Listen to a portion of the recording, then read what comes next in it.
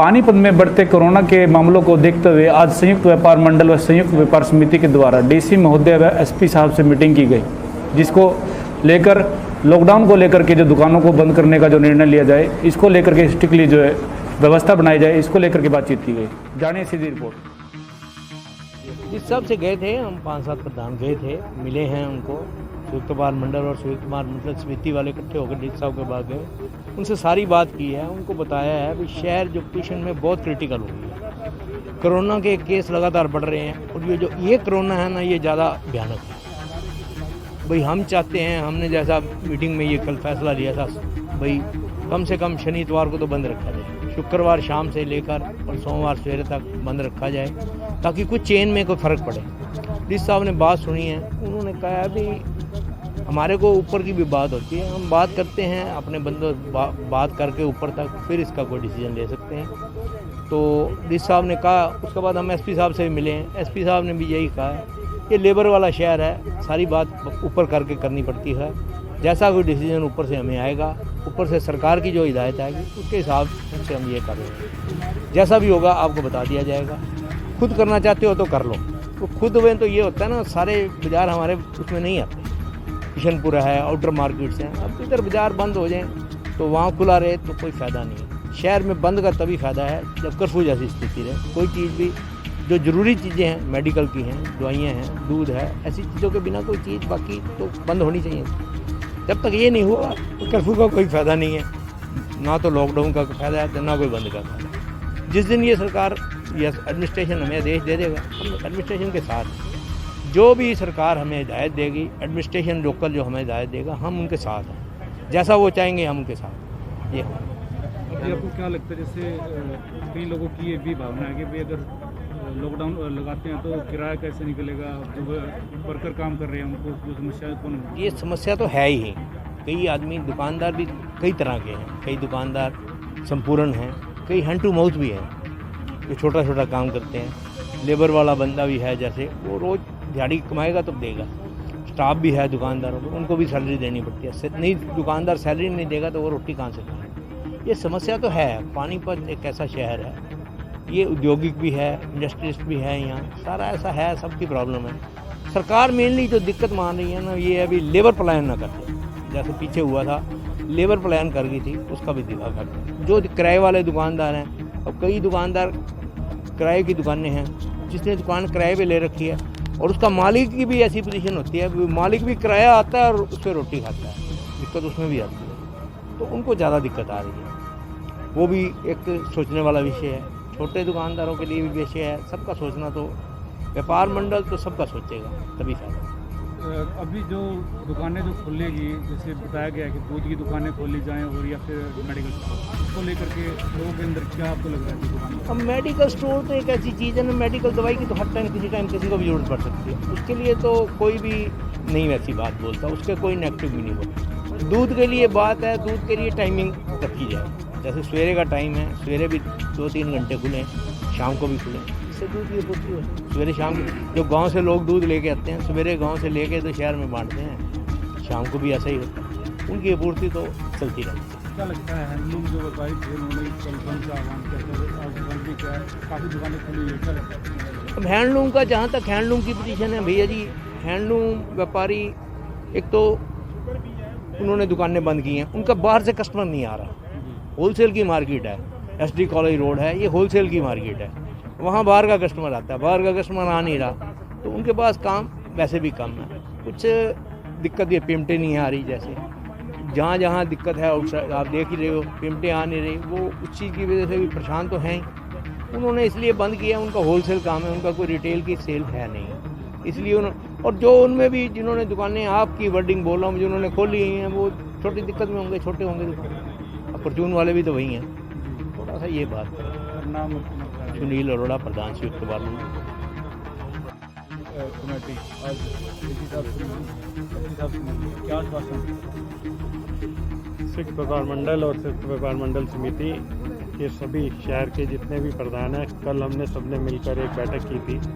जिस तरह ये महामारी जल्दी से जल्दी बढ़ती जा रही है, उस पर कंट्रोल करने के लिए सभी प्रधानों ने बैठकर ये निर्णय किया था कि इस पे लॉकडाउन होना ज़रूरी है।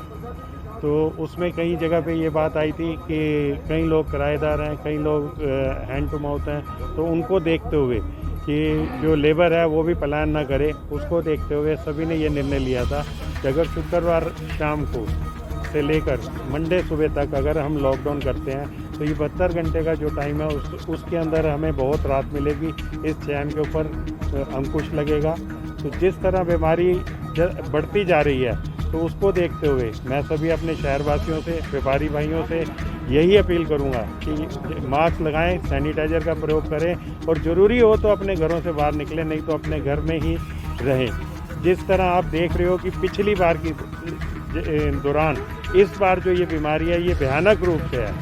अस्पतालों में ऑक्सीजन नहीं है, अस्पतालों में बेड नहीं है, दवाइयाँ के जो इंजेक्शन है वो कई तिगने चुगने रेटों पे बिक रहे हैं। तो आम जनसंख्या जो हमारे भाई इस टाइम बीमार हैं, अस्पतालों में है, ये अगर हम लॉकडाउन करते हैं शुक्रवार से सोमवार सुबह तक का, तो उस दौरान के अंदर अंकुश लगने से हमें कुछ राहत मिलेगी। जो हमारे भाई अस्पतालों में हैं या जिनको ऑक्सीजन की ज़रूरत है उनके पास जो सामान हमारा कम है वो उनके पास पूरा हो सकेगा, वो हमारे भाई ठीक हो सकेंगे। तो मेरा तो यही अपने व्यापारी भाइयों से भी विनती है और हमारे हरियाणा सरकार के मुख्यमंत्री से भी यही विनती है और हमारे प्रशासन से भी यही विनती है कि जल्द से जल्द इसके बारे में सोचा जाए।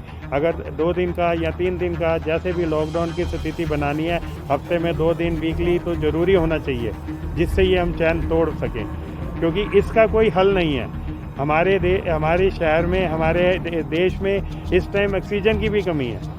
ऑक्सीजन की भी कमी होने के कारण, दवाइयों की भी कमी होने के कारण हमारी जो जनसंख्या है वो बहुत ज़्यादा है। अस्पतालों में बेड न होने की वजह से मैं ये नहीं चाहता कि जिस तरह ये बीमारी जल्द से जल्द बढ़ती जा रही है ये कोई भयानक रूप ले ले तो हम इसमें सभी देखते रह जाएं। अगर हमारा जीवन रहेगा तो हम काम फिर भी कर लेंगे, अगर जीवन ही नहीं रहेगा तो हम उस पैसों का या उस काम का क्या फायदा।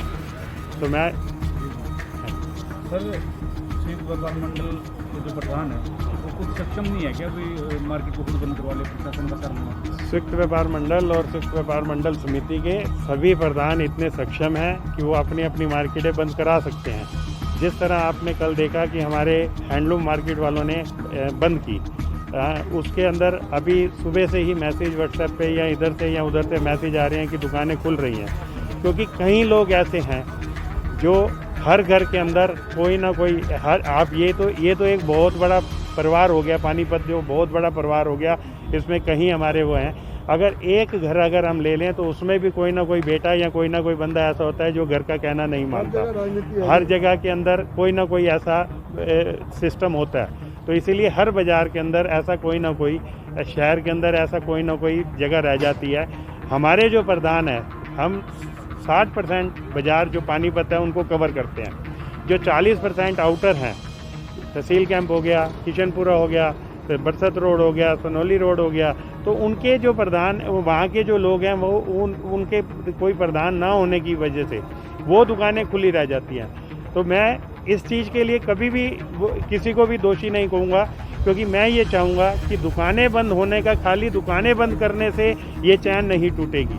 ये चैन टूटेगी दुकानें बंद होने के बाद पूर्ण रूप से कर्फ्यू लगने से, आवाजाही सब बंद होनी चाहिए, तभी ये चैन टूटेगी, नहीं तो ये चैन नहीं टूटेगी। खाली दुकानें बंद करने से या फैक्ट्रियां बंद करने से कभी भी ये चैन नहीं टूटेगी। जब तक ये कर्फ्यू का रूप नहीं दिया जाएगा तो ये चैन नहीं टूटेगी। राजेश जी, कहीं ना कहीं ये भी व्यापारियों के अंदर है कि भाई इधर का जो कस्टमर है, जैसे मार्केट बंद होगी और उसकी तरफ जा करके वहाँ से परचेजिंग कर लेगा। ये एक दिमागी सोच होती है कि कोई भी कस्टमर, किसी का भी कोई बंदा नहीं होता, और जो लोग ऐसा सोचते हैं वो गलत है। अब मुझे एक कमीज लेनी है, मेरी कोई इमरजेंसी है, आपकी अगर दुकान बंद है तो मैं किसी और से ले लूँगा। तो ये अगर हम सोचेंगे, मैंने अभी आपको यही बात कही है कि अगर हम ज़िंदगी रहेगी हमारी तो पैसा तो हम फिर कमा लेंगे, अगर ज़िंदगी नहीं रहेगी तो हम उस पैसे का क्या करेंगे। तो इसीलिए मेरा सभी व्यापारी भाइयों से यही विनती है कि अपने आप को हम संभालें, मास्क, सैनिटाइज़र, और अपने ग्राहकों को भी इसके लिए जगाएं, और हो सके तो ज़रूरी हो तो बाज़ारों में, मैं अपने ग्राहकों भाइयों से भी विनती करूंगा कि ज़रूरी हो तो बाज़ारों में आएँ, नहीं तो अपने घरों पे ही रहें, क्योंकि ये बीमारी इतनी हल्की नहीं है। जिस तरह पिछली बीमारी को आप देखते हुए अगर आप सोच रहे हैं कि ये बीमारी हल्की है, तो नहीं, उस टाइम ऑक्सीजन की लोगों को ज़रूरत नहीं थी। आज आप ये देखो हाहाकार हुआ है, ऑक्सीजन नहीं है, बेड नहीं है। तो इसीलिए मैं सभी अपने भाइयों से विनती करूंगा कि ज़रूरी हो तो अपने घरों से बाहर निकले, नहीं तो अपने घरों पे ही रहे। लास्ट क्वेश्चन है, जिस प्रकार पिछली बार भी आपने हज़ारों पैकेट वितरण किए थे खाने के, इस बार कोई ऐसी व्यवस्था आपके द्वारा चलाई जाएगी? मैं इसके लिए पानीपत जो है हमारी, ये दानवीर नगरी गिनी जाती है। संयुक्त व्यापार मंडल और संयुक्त व्यापार मंडल समिति ने पिछली बार हमारी समिति ने 10,000 पैकेट का सुबह से शाम तक जो भंडारे का आयोजन किया था, उसमें हमारे सभी शहरवासियों ने हमारा सहयोग किया था। तो मुझे अभी भी यही है, मैं ये नहीं चाहता कि भगवान ना करे कि शहर के ऊपर कोई ऐसी आपदा आए कि किसी तरह की दे दें। अगर किसी तरह की भी ज़रूरत पड़ेगी, हम तन मन धन से सभी प्रधान उसी पर पे हम सेवा करेंगे। सर, नाम बता दीजिए। राजेश सूरी, संयुक्त व्यापार मंडल समिति प्रधान Rajesh Suri.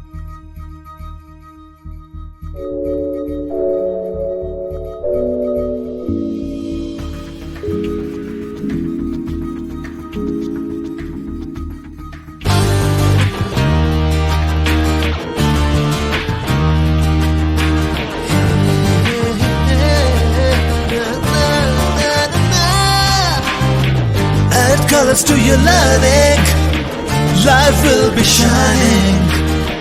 You'll have a better future and you'll be smiling. Pride Sanskriti School, a better place, a better world. Pride Sanskriti School, सपनों से बेहतर कल. Pride Sanskriti School, add colors to your learning. Pride Sanskriti School, your life will be shining.